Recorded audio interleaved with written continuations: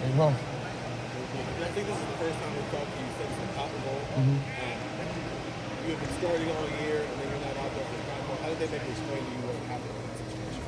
Yeah, I mean, that's a conversation that we had kind of going into the game, and the decision that the coaches made, I fully support it. I fully support what's best for the team at the time, and that's what it was. I mean, like I don't read anything. I don't want to read anything too much into it, but that's a decision they made, and all I could do is just get ready and compete for this next year. What did they tell you at the time as they addressed their team about it? I think just going into the game, that was just kind of what. I don't know, that was just what they told me. That was the best decision going into it, and like I said, I fully support the team. I fully support all the hard work Matt had put in going to that game.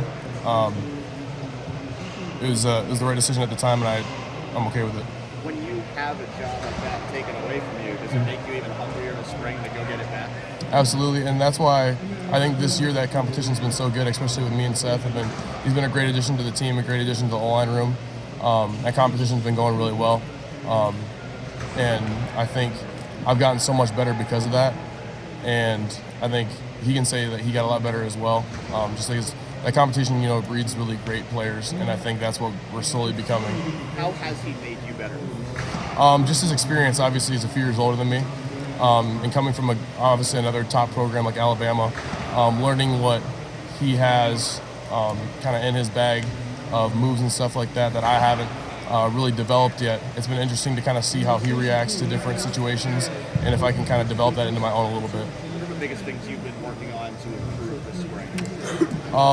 Mostly just being comfortable, staying in a base, working my hands. That's a big thing we've kind of emphasized this year, is getting a lot more hand fighting work in, instead of, because obviously I'm a little undersized, so being able to play in a leverage in a base and getting able to quick kind of get in and out of different situations. And a lot of thing as well is being kind of a younger guy and playing last year, like you develop a lot, but being able to take that next step and really work on my, obviously the first 80% of a play looks really well, but that last 20% where the real play actually happens has been my biggest focus, and being physical towards that back end.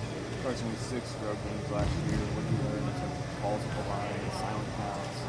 How much of that was the learning process for you? Oh, it was so amazing. Well, like playing at Notre Dame was insane. Being in silent cadence for the first time, really, like, when you really experience it, it's tough. Having your head between your legs for about 25 seconds about to pass out, that's a little tough. But no, it was awesome. And then playing at Wisconsin was pretty cool. My dad got me this big, like 10-pound bag of cheese that we put in the locker room. We were like sharing it off on the bus and stuff like that. So it was like, besides just the calls on the line, like being able to develop as a player, obviously not going in there super wide-eyed now because I've played in those games. I've played at Team Up North. I've played, I guess, here against Penn State. I played at Wisconsin. I played at Notre Dame, which was electric. So being able to develop that skill of being calm and kind of the storm has been really developmental for me, and looking for that, especially this next year, playing in Eugene and Penn State and all those big places like that, it'll be really helpful. It seemed like you'd started off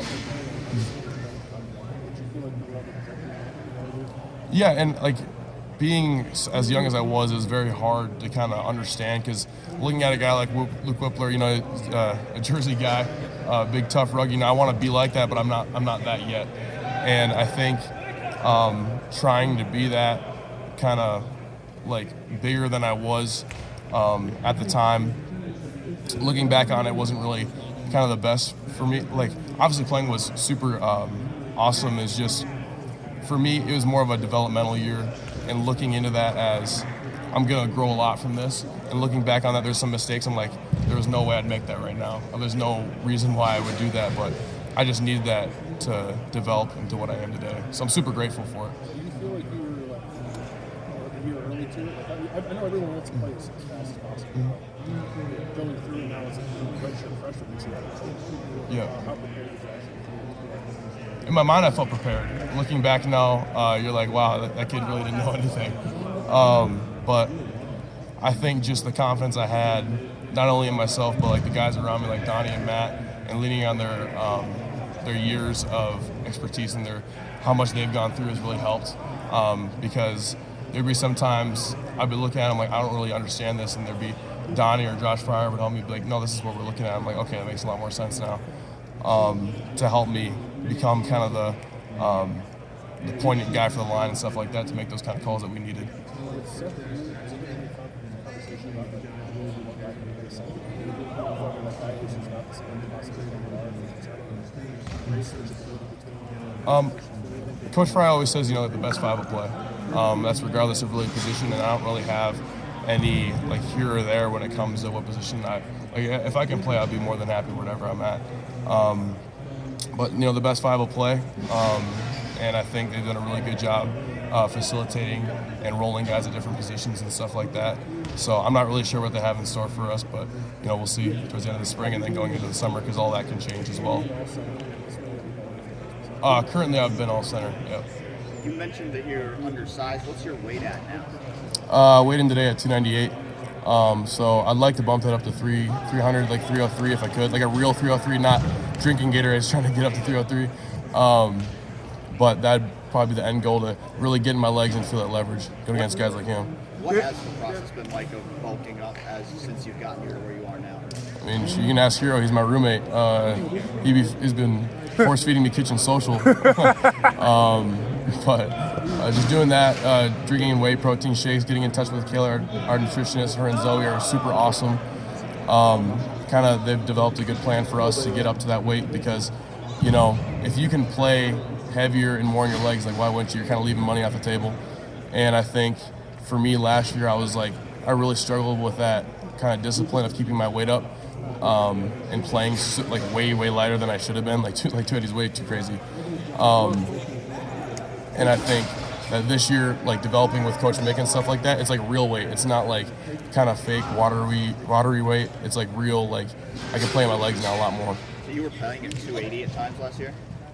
When I was really low, that was like at the beginning of the year, but I got it back up obviously really fast. The way you're talking, it sounds like last year was basically a trial by fire. How you were throwing out the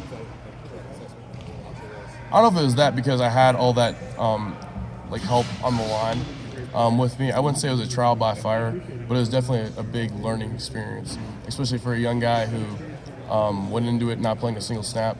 I remember I was so nervous before the Indiana game. I'm like literally shaking. I'm like tearing up and stuff, because I'm like, oh my God, it's real. And going into it, you think like, I'll put all this work and I should be there. And then, like I said, you go back and you watch the tape this year. I'm like, what am I doing? So I think it's such a good developmental year for me that I'm so grateful for that experience. And then going into this year, trying to learn off that and learn off what we learned this spring into the summer, I think it's going to be a really great year. If you watch tape of yourself now from just like a practice or scrimmage, and you compare it to watching tape of what you did last year, where do you think you find yourself like the biggest change? Mostly just playing in my height and playing in my leverage. I would always have a problem with really tight ankles and playing really tall on my toes. And whenever I got high hips and up like that, that's when I get snagged and tossed. And then just more recognition of what's going on and having the game slow down with you. Because the more you grow, you kind of feel like the game obviously doesn't really slow down. These guys get faster every year, but it starts to slow down a little bit for you. So you just kind of see last year me kind of jittering, kind of figuring out what I'm doing, and then that's where I end up in those bad situations. But this year it's with more film study and more study with the coaches and stuff like that. I can find myself in better positions of power and making the right blocks when I need to be. Jittering, is that not knowing where your assignment is, or you're supposed to? It's just not 100% knowing exactly what you're doing, and that's not a coaching problem. That's not obviously it's a me problem, but it just comes with reps and it comes with experience when you haven't had that before. How noticeable that is in watch film? Did you see yourself jittering? Jittering's kind of a rough word for it, but it's just kind of you're indecisive. That's a better word. When you know you're 100%, I'm ready to make this block, you play so much faster. And this year, when I've been able to do that, I've played obviously a lot faster. You can see it on tape.